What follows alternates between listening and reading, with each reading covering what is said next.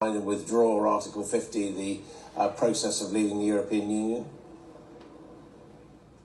Good morning, Adam. Look, I think it's important that people understand what the position of Gibraltar is. Gibraltar is safer in the European Union. I think the best deal for the United Kingdom is to stay in the European Union. And I think that the referendum was a result brought about by people being sold on a false prospectus. But having said that, Gibraltar has accepted the result of the referendum, and we have negotiated with Mrs May's team, Mrs May's much maligned team of officials who have done an excellent job, as history will show, to produce a withdrawal agreement that at least protects us with a transitional period. Now, if MPs support the withdrawal agreement, we can leave without having to have a catastrophic bump on the road for the United Kingdom. If MPs do not support the withdrawal agreement, then Parliament has already said that there should be a no deal taken off the table.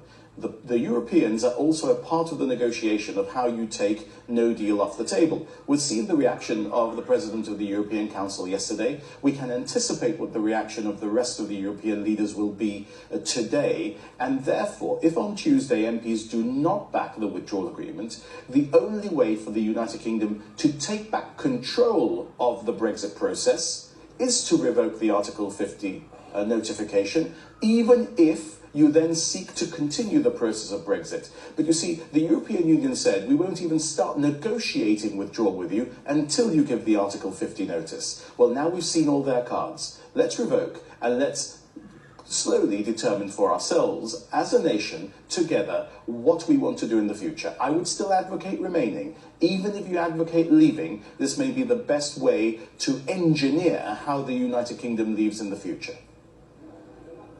Well, I'm told that the Revoke Article 50 website, the parliamentary website, has crashed because of the volume of traffic there. But let's just look at the other option, which I was just talking to David Jones about, the possibility that if the Prime Minister's withdrawal deal is voted down, that Britain will leave the European Union on March the 29th without a deal. What is your assessment of the impact of that on Gibraltar? Well, Gibraltar has done the work that it needed to do. So my role has been to ensure with the team that I assembled for this purpose, officials and politicians, to ensure that Gibraltar is ready in every eventuality. So if there is a no-deal Brexit at the end of next week, which I think would be worse for the United Kingdom than it would be for the rest of the European Union, or indeed for Gibraltar, Gibraltar is ready to deal with that eventuality. But let's be very clear, we're a week away. The sun will still rise on the morning of the 30th of March, whatever happens. We think it is the wrong deal for the United Kingdom, and it's not the best deal for Gibraltar.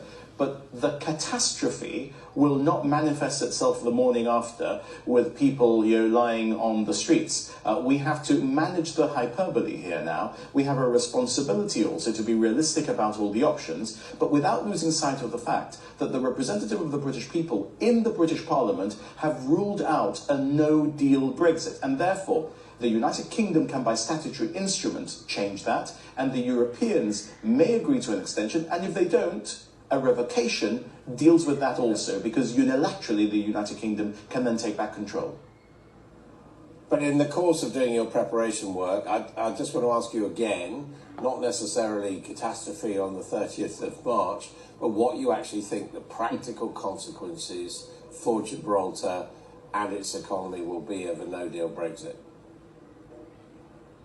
Well, look, if there's been an unprecedented aspect of what's happened in the past year in particular, it's that Gibraltar and Spain have negotiated directly. We have worked to ensure that we manage this process that none of us want to see manifest, which is a no-deal Brexit, in a way that doesn't affect the many Spanish and other European citizens who come into Gibraltar every day to work here, that ensures that Gibraltar's economy can continue to function as an engine of prosperity for the whole of the region around Gibraltar. So I think we will see Gibraltar be able to continue operating economically, our frontier continue to operate in a way that is manageable, although it may, not necessarily because of Spain, but because of the way that the Europeans may decide that they have to take a less positive attitude to British citizens coming into the Schengen area, and that may manifest itself also in some additional controls, but in a manageable way. And it's in the interest of both Spain and Gibraltar that that should be the case.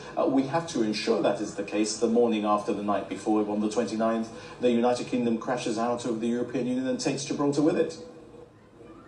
But, I mean, take one serious example. I was here at the end of last year when there was debate with relation to the withdrawal agreement about the EU's attitude towards the status of Gibraltar and its relationship with the UK. Now, that was sorted out, if you like, but presumably, if there's no deal, that doesn't apply. So Spain, quite possibly with the support of the European Union, could renew its claims to Gibraltar.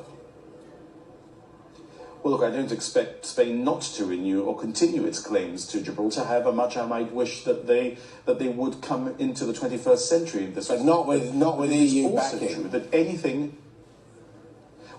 that the EU and Spain do or say about Gibraltar is without consequence in respect of our status. Our status is a matter agreed between us and the United Kingdom, and they can throw sticks and stones and they can say whatever they like about our status. It doesn't change the reality of our status and our relationship. And that's based on Gibraltar's choice and the choice of the people of Gibraltar to freely determine what our relationship is with the United Kingdom. So in that respect, although we might see these things play out in newspapers, etc., our status is not going to change. However, it may be misdescribed by Spain with or without the backing of the European Union. But what we're talking about are practical and pragmatic measures that might kick in on the 30th of March, when I hope we will not find ourselves with a no-deal Brexit, which I think would be worse for the United Kingdom than it would be for Gibraltar or indeed for the European Union. I think MPs have taken responsibility. They have ruled out no deal. They now need to take the next step and either